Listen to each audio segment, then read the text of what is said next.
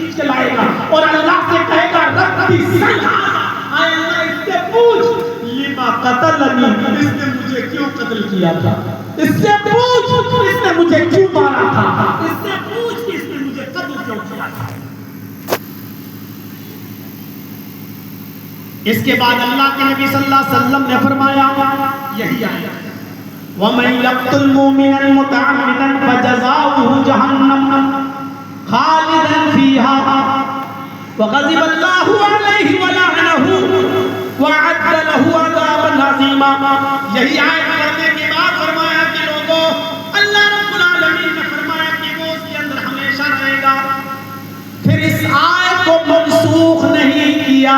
یعنی اس کی جگہ پر اللہ نے کوئی ایسی آیت نازل نہیں فرمائی کہ اگر قاتل بھی توبہ کر لے تو اللہ اس کو بھی معاف کر دے گا، یعنی یہ آیت منسوخ نہیں ہے۔ اللہ نے اس آیت کو بھی دوسری آیت کے ساتھ منسوخ نہیں کیا ہے، یعنی یہ حکم اپنی جگہ پر برقرار رکھا۔ عبداللہ ابن عباس کہتے ہیں کہ وہ آدمی کیسے نجات پا سکتا ہے، اور کر رہے ہیں آپ قتل کا معاملہ ہے، کوئی مسلمان کسی مسلمان کو قتل نہیں کر سکتا۔ دل چاہتا ہے کہ ایک حدیث آپ کے سامنے اور رکھ دوں، سنیے وہ حدیث، بخاری اور مسلم کی حدیث متفق علیہ، لا يحل دم امرئ مسلم يشهد ان لا اله الا الله واني رسول الله الا باحدى ثلاث۔ کسی مسلمان کے لیے حلال نہیں ہے کہ وہ کسی ایسے مسلمان کا قتل کرے جو اس بات کی گواہی دیتا ہو کہ اللہ کے علاوہ کوئی معبود نہیں اور میں یعنی محمد الرسول اللہ اللہ کے رسول ہیں، رسول اللہ۔ کسی مسلمان کے لیے جائز نہیں کہ وہ کسی ایسے مسلمان کو قتل کرے یا شہادت لا الہ الا اللہ، جو مسلمان یہ کہتا ہو اشہد ان لا الہ الا اللہ، یعنی ایک اللہ کے معبود ہونے کی گواہی دیتا ہو اور مجھے اللہ کا رسول مانتا ہو، ایسے مسلمان کا قتل حلال نہیں ہے الا باحدى ثلاث، جب تک ان تین کاموں میں سے وہ کوئی ایک کام نہ کر لے۔ اگر کوئی مسلمان ان تین کاموں میں سے کوئی ایک کام کر لیتا ہے تو پھر اس کا قتل جائز ہے۔ وہ تین کام کون سے ہیں جہاں مسلمان کا قتل بھی حلال ہو جاتا ہے،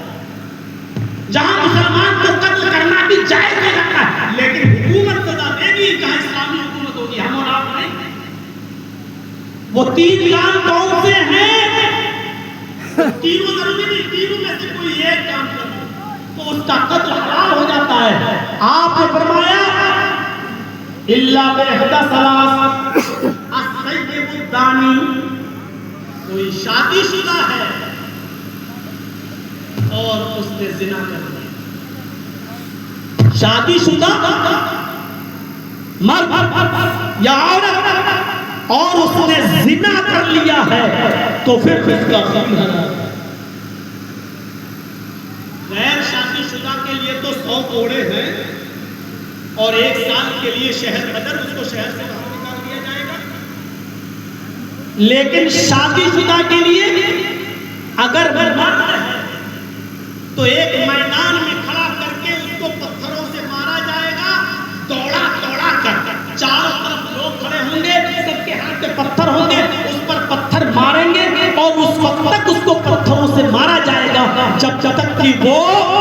مر جائے گا۔ بڑی عجیب سزا لگتی ہے نا۔ ہاں، اسی سزا کی تائید کی تھی بومبے کے راج ٹھاکرے نے اور کہا تھا کہ بلاکاریوں کو پکڑو اور ان کو چوراہے پہ کھڑا کر کے پتھروں سے مارو، جو اسلامی سزا ہے وہ سزا ملنی چاہیے بلاکاریوں کو۔ مسلمان اس سزا کو تعجب خیز سمجھتا ہے، لیکن راج ٹھاکرے اس سزا کی تائید کر رہا ہے کہ یہ سزا ہونی چاہیے تاکہ سزا کو دیکھ کر کوئی کسی دوسرے کی ماں بہن بیٹی پر غلط نظر نہ ڈال سکے۔ میرے بھائیوں کو یہ تو شادی شدہ مرد ہے تو اس کو دوڑا دوڑا کے مارا جائے گا، لیکن اگر شادی شدہ عورت ہے اور اس سے زنا کا صدور ہوا ہے مرد کو چھوڑ کر کسی اور سے، تو اس کو دوڑا دوڑا کے نہیں مارا جائے گا، اس کو سینے کے برابر گڑھا کھود کے گاڑا جائے گا، یعنی ایک گڑھا کھودا جائے گا اور سینے کے برابر اس کو زمین میں گاڑ دیا جائے گا اور اس کے ہاتھ پیچھے سے باندھ دیے جائیں گے اور اس کے بعد اس کے سر پر پتھر برسائے جائیں گے اور اس وقت تک اس کو مارا جائے گا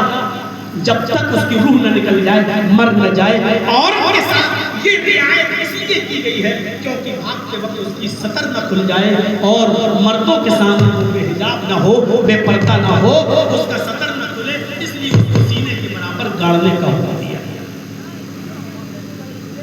جس گناہ کو آج کا نوجوان بہت آسان سمجھتا ہے